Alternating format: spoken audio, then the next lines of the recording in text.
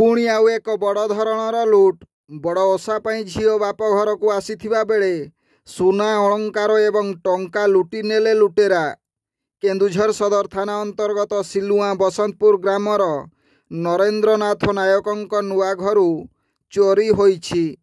मयूरभंज जिला करंजिया गिधबास अंतर्गत तुलसीपुर ग्रामरु आसी नरेन्द्रनाथ नायक एठारे नुआ घर करी रही आसुछंती।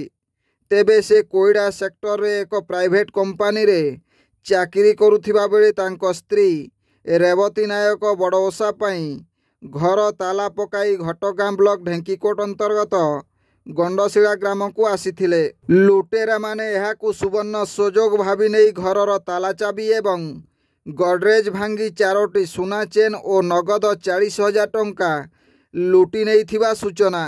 खबर पाई केन्दुझर पुलिस घटनास्थल रे पहुंची प्रारंभिक तदंत आरंभ करिछि।